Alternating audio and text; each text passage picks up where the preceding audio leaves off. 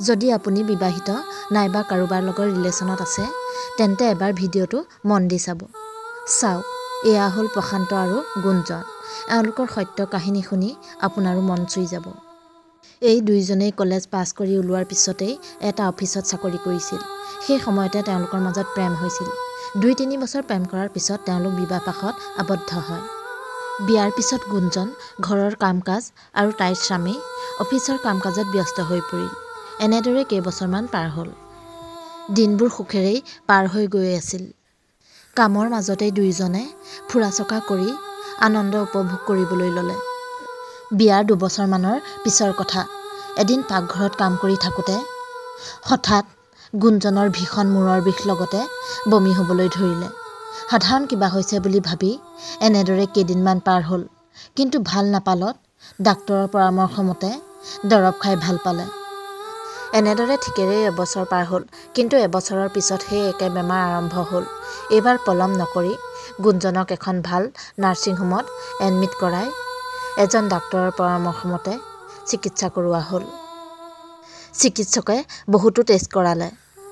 অৱশেষত টেষ্টত ধৰা পৰিল গুঞ্জনৰ ব্লাড কেঞ্চাৰ।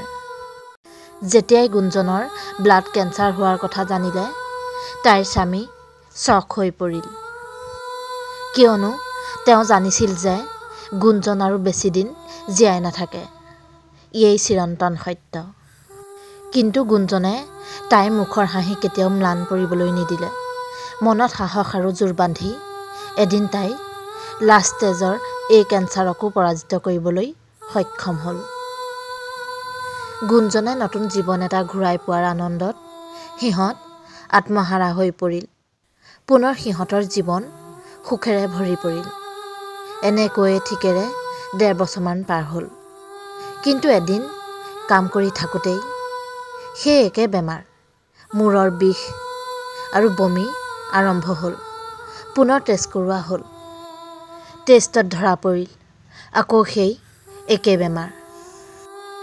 খবৰটো পাই গুঞ্জনৰ স্বামী ভাগি পৰিল। দেশৰ বিভিন্ন ডাঙৰ ডাঙৰ নাৰ্ছিং হোমত দেখুৱাইও কোনো সুফল নাপালে। চিকিৎসা কৰোঁতে কৰোঁতে গুঞ্জনৰ চুলিবোৰ সৰি শেষ হ'ল। গুঞ্জনক সুখী কৰিবৰ বাবে স্বামীয়েও নিজৰ চুলি কাটি পেলালে।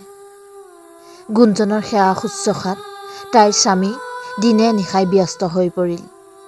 যেতিয়াই সময়বোৰ পাৰ হ'বলৈ ল'লে গুঞ্জনক বেলেগ বেলেগ ঠাইলৈ ফুৰাবলৈ নিলে তাইৰ স্বামীয়ে। কিয়নো বেলেগ বেলেগ ঠাই ফুৰি তাৰ অভিজ্ঞতা লোৱাত গুঞ্জনৰ বৰ চখ আছিল। প্ৰতিখন ঠাই তেওঁলোক দুজনে একেলগে বৰ আনন্দেৰে উপভোগ কৰিলে। জীৱনটো খুব সুন্দৰ হৈ পৰিল। কিন্তু এদিন এনেকুৱা এটা দিন আহিল, লাহে লাহে গুঞ্জনৰ স্বাস্থ্যৰ অৱনতি ঘটিবলৈ ধৰিলে। গুঞ্জনক হস্পিটেলাইজ কৰা হ'ল। গুঞ্জনক এইবাৰ সম্পূৰ্ণ বেড ৰেষ্ট দিয়া হ'ল। স্বামীয়ে তাইৰ সম্পূৰ্ণ কেয়াৰ ল'বলৈ ধৰিলে। কিন্তু এদিন গুঞ্জনৰ গা ইমানেই বেয়া হ'ল যে স্বামীক এৰি এই সংসাৰৰ পৰা চিৰদিনৰ বাবে তাই আঁতৰি গ'ল।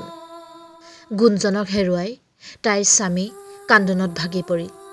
তেওঁৰ সকলো যেন শেষ হৈ গ'ল তেনেকুৱা অনুভৱ হ'ল। তেওঁৰ প্ৰেম ইমানেই সঁচা আছিল যে আজিও তেওঁ গুঞ্জনৰ অস্থি লগত লৈ ফুৰে।